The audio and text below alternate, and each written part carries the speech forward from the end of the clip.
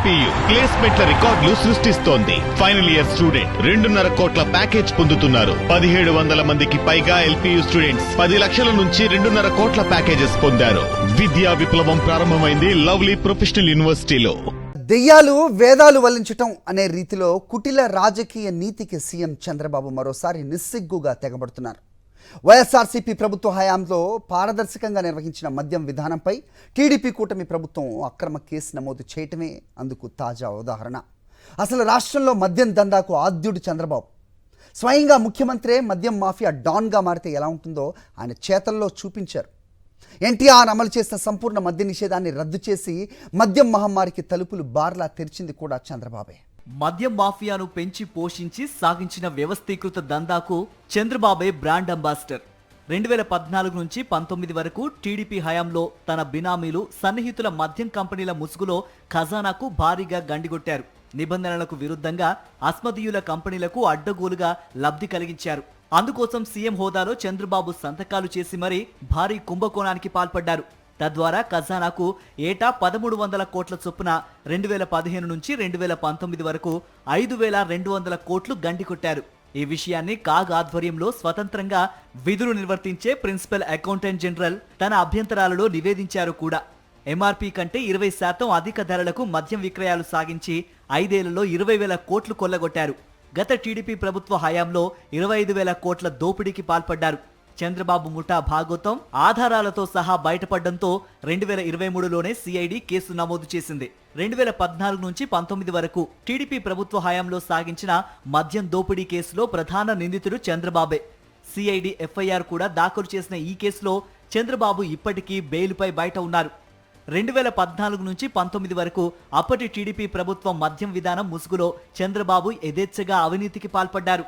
2012 నుంచి అమల్లో ఉన్న ప్రివిలేజ్ ఫీజును నిబంధనలకు విరుద్ధంగా రద్దు చేశారు. ఆర్థిక శాఖ అనుమతి గాని కేబినెట్ ఆమోదం గాని లేకుండానే చాప కింద నీరులా పన్నాగాన్ని అమలు చేశారు. 2015లో చంద్రబాబు ప్రభుత్వం కొత్త మద్యం విధానాన్ని తెచ్చింది. నాడు కేబినెట్ సమావేశానికి ముందు అప్పటి ఎక్సైజ్ కమిషనర్ ఓ నోట్ ఫైల్ను ప్రభుత్వానికి పంపారు. మద్యం దుకాణాలు బార్లపై ప్రివిలేజ్ ఫీజును కొనసాగించడమే కాకుండా 10 రెట్లు పెంచాలని అందులో ప్రతిపాదించారు. కానీ ఆ ప్రతిపాదనను చంద్రబాబు కేబినెట్ అజెండాలో చేర్చలేదు. మద్యం దుకాణాలపై అడ్డగోలుగా ప్రివిలేజ్ ఫీజును రద్దు చేసిన చంద్రబాబు అంతటితో ఆగలేదు. తన సన్నిహితులైన బార్ల యజమానులకు కూడా అదే రీతిలో లబ్ధి చేకూర్చారు. చంద్రబాబు ఆదేశాలతో బార్లపై ప్రివిలేజ్ ఫీజును రద్దు చేసేందుకు ఎక్సైజ్ చట్టం 10A నిబంధన తొలగించాలంటూ అప్పటి ఎక్సైజ్ కమిషనర్ 2015 సెప్టెంబర్ 1న సర్క్యులర్ ఇచ్చారు. ప్రివిలేజ్ ఫీజు రద్దు చేయాలని బార్ల యజమానులు ప్రభుత్వాన్ని కోరినట్లు కనికట్టు చేశారు. 2015 సెప్టెంబర్ 9న బార్ల యజమానులు వినతి పత్రం ఇచ్చినట్లు రికార్డుల్లో చూపారు. సెప్టెంబర్ 9న వినతి పత్రం అందజేస్తే సెప్టెంబర్ 1నే ప్రివిలేజ్ ఫీజు రద్దు చేయాలని ఎక్సైజ్ కమిషనర్ సర్క్యులర్ ఎలా ఇచ్చారన్నది బాబే చెప్పాలి. బార్లకు ప్రివిలేజ్ ఫీజు రద్దుపై కూడా ఆర్థిక శాఖ అనుమతి తీసుకోలేదు. కేబినెట్ ఆమోదం లేకుండానే రద్దు చేయాలని చూశారు. డిస్టిలరీల ముసుగులో దందా సాగించింది చంద్రబాబే. మద్యం విధానం ముసుగులో చంద్రబాబు తన బినామీలు సన్నిహితులకు చెందిన మద్యం డిస్టిలరీలకు అడ్డగోలుగా లబ్ధి చేకూర్చారు. వారి ద్వారా ఖజానాకు గండికొట్టి సొంత ఖజానాకు నిధులను మళ్లించుకున్నారు. రాష్ట్రంలో 20 మద్యం డిస్టిలరీలు ఉండగా వాటిలో 14 డిస్టిలరీలకు చంద్రబాబు ప్రభుత్వమే అనుమతులిచ్చింది. మిగిలిన 6 డిస్టిలరీలకు అంతకు ముందు ఉన్న ప్రభుత్వాలు అనుమతులిచ్చాయి.